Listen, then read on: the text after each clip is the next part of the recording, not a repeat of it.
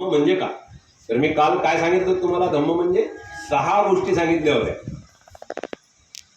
6 गोष्टी सांगितल्या होत्या नाही का? पहिली गोष्ट कुठली आहे मग त्यामध्ये? जीवन शुचिता राखणे म्हणजे धम्म. आपण आज तो पाहणार आहोत पार्ट, फक्त एकच पार्ट नाही का? तर जीवन शुचिता राखणे म्हणजे धम्म याचे काय केलेले आहेत? पुन्हा बाबासाहेबांनी त्या ठिकाणी 3 याचे भाग केलेले आहेत. याचे किती भाग केलेले आहेत? 3 भाग. पहिला भाग आहे वाक देहसुचिता. पहिला भाग त्यांनी केलेला आहे देहसुचिता राखणे. त्यानंतर दुसरा आहे वाकसुचिता. दुसरा भाग आहे वाकसुचिता आणि तिसरा भाग आहे मनसुचिता. देहसुचिता, वाकसुचिता आणि मनसुचिता असे 3 भागामध्ये या जीवनसुचितेला बाबासाहेबांनी डिवाइड केलेलं आहे. आणि या ठिकाणी त्यांनी दुसरं काही न सांगता, जसं आता माझे मित्र धर्मयश यांनी सांगितलं की आम्ही धम्मचारी तेव्हा घडतो की जेव्हा आम्ही पंचशिलेच्या थोडं पुढे जाऊन, म्हणजे दशशिलाचं जेव्हा आचरण करायला लागतो किंवा त्याची आमची योग्यता किंवा पात्रता झालेली असं आमच्या आचार्यांना दिसून येतं, तेव्हा आम्हाला ही धम्मचारीची दीक्षा दिली जातं. तर हे याच्यामध्ये बाबासाहेबांनी या जीवन शुचितेमध्ये हे 10चे 10 शील सांगितलेले आहेत. आता ते जरी धम्मचारीचे असतील पण या विषयाच्या अनुषंगाने मला थोडक्यात तुम्हाला ते समजून सांगणे मस्त आहे, म्हणजे गरजेचं आहे. नाहीतर मग त्या विषयाला मी न्याय दिल्यासारखं मला वाटणार नाही. तर आपण बघू आता देहसुचिता. तर देह म्हणजे सर्वांना माहित आहे, देह म्हणजे आपली काया. तर या कायेची आपल्याला शुद्धी करायची आहे. शुचिता म्हणजे शुद्धी करणे. हे जीवन शुचिता म्हणजे जीवनाची शुद्धी करणे. याच्यामध्ये 3 प्रकारच्या शुद्धी आहेत, म्हणजे या देहाची किंवा कायेची शुद्धी, वाचेची शुद्धी आणि मनाची शुद्धी. तर या देहाची किंवा कायेची जी शुद्धी आहे ती कशी करावी लागणार आपल्याला? या कायेकडून जे काही आपण कर्म करतो ते कर्म आपल्याला जर आपल्याकडून अकुशल होत असतील तर ते अकुशल कर्म आपल्याला आता टाकून द्यायचे आहेत आणि कुशल कर्माने आपल्याला कायेची शुद्धी करायची आहे, नाही का? नाहीतर कधी कधी आपल्याला असं वाटतं की नाही बाबा, हे काया म्हणजे नुसतं ते साबणाने चांगली धुतली, तिची काळजी घेतली, तिला चांगलं उठणं लावलं, नाही का, सुगंधित काही द्रव्य लावले म्हणजेच कायेची शुद्धी होती, तर तसं नाही.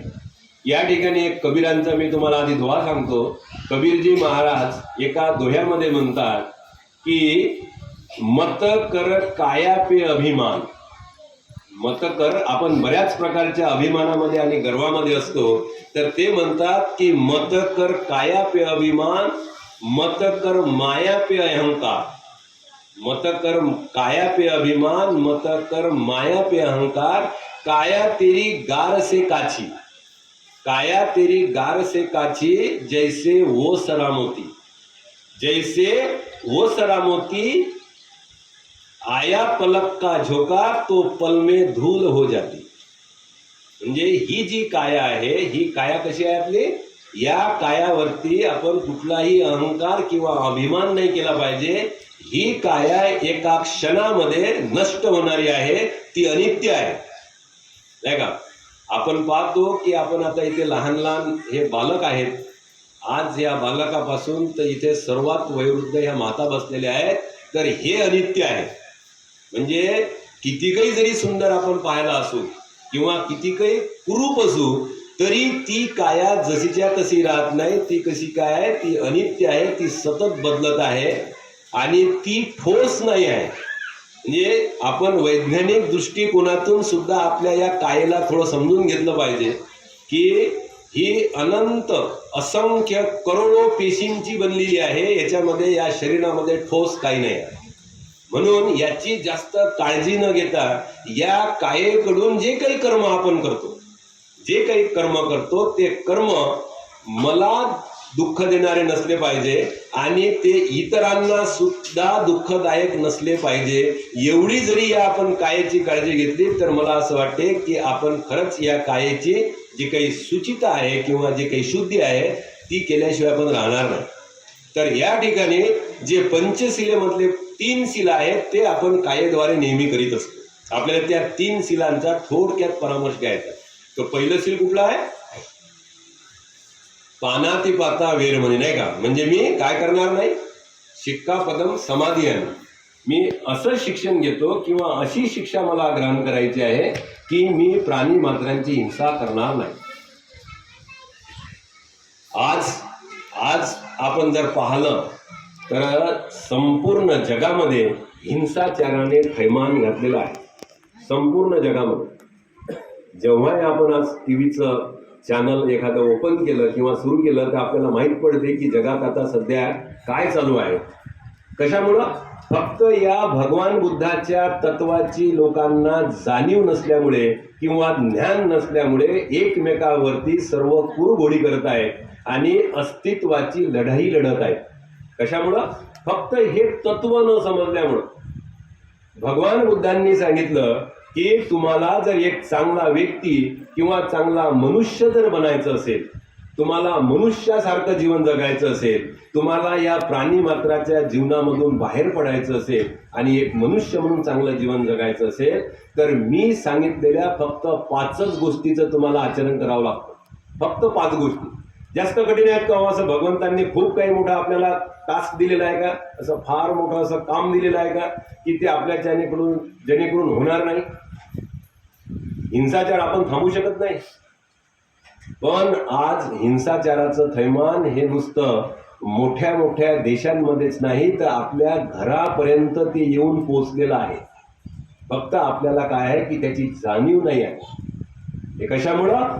फक्त आपल्या या चित्ताची आपण जी काही शुद्धी आहे किंवा बुद्धांनी सांगितलेला धम्म किंवा बाबासाहेबांनी जी काही सोपवलेली जबाबदारी आहे ती जबाबदारी आपण योग्य प्रकारे समजून न घेतल्यामुळं ह्या सर्व परिस्थितीचा समाजाला सामना करावा लागतो.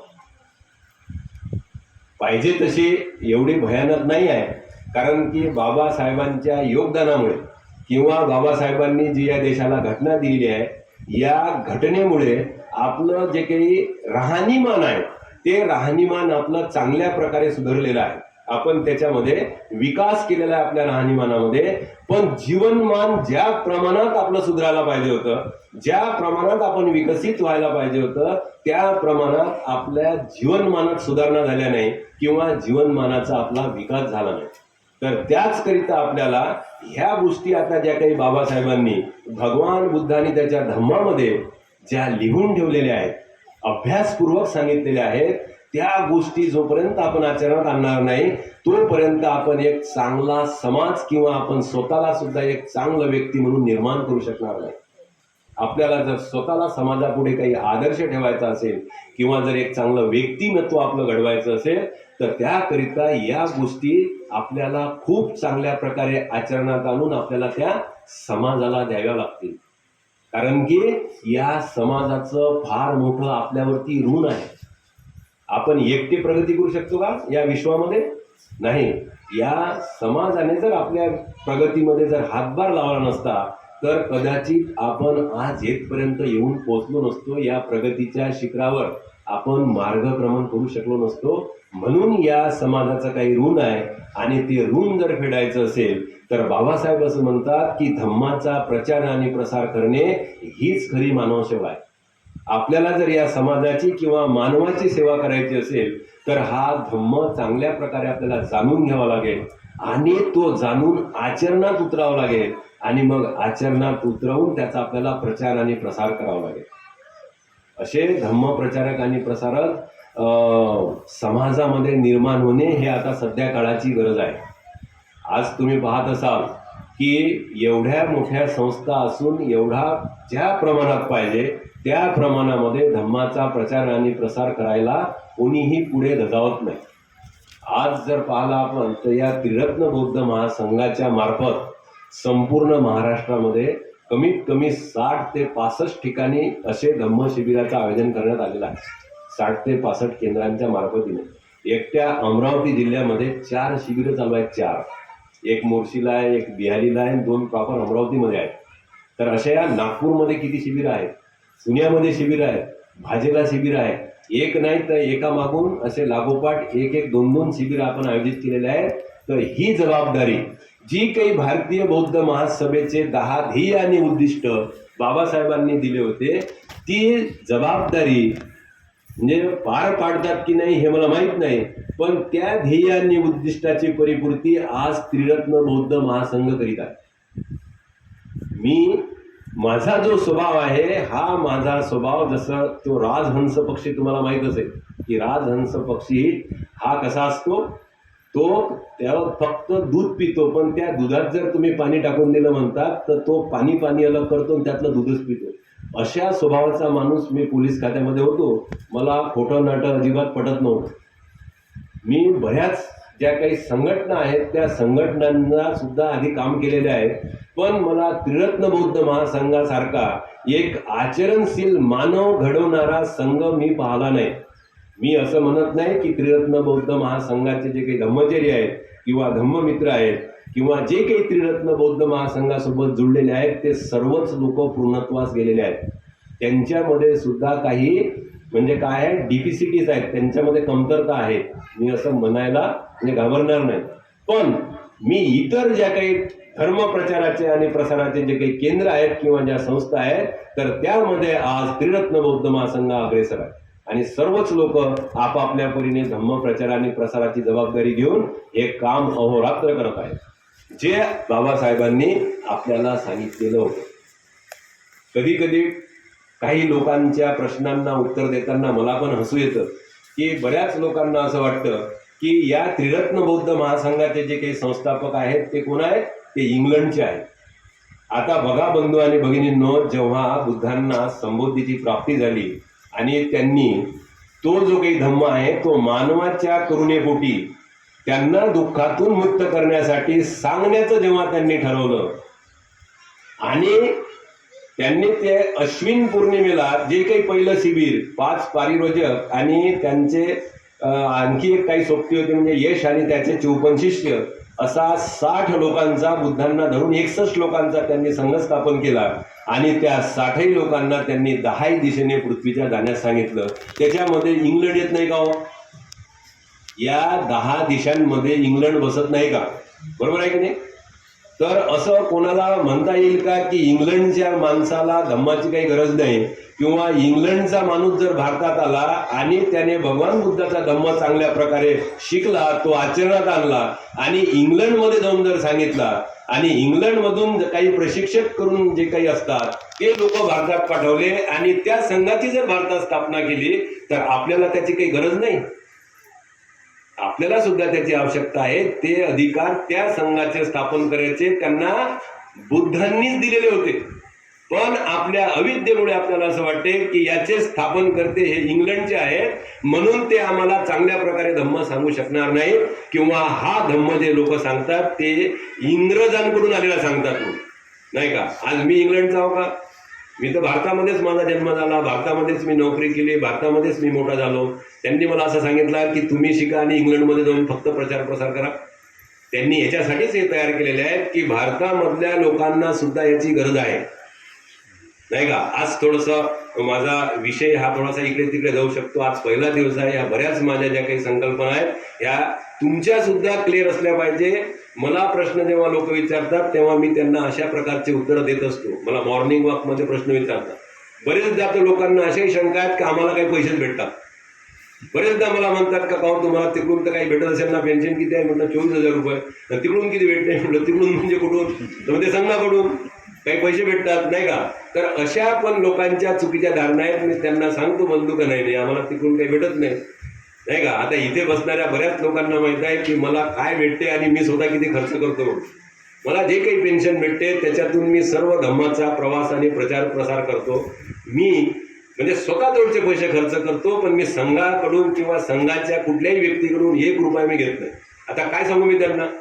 म्हणजे अशा सुद्धा चुकीच्या बऱ्याचशा कन्सेप्ट आहे, पण तुमच्या नसल्या पाहिजे म्हणून काही मी या चुकीच्या धारणा कशा आपल्यामध्ये येतात आणि त्या कशा घर करतात आणि आपण जे काही सत्य आहे या सत्यापासून त्या आपल्या प्रवृत्तीच आपल्याला कशा परावृत्त करतात हे मला तुम्हाला सांगायचं आहे.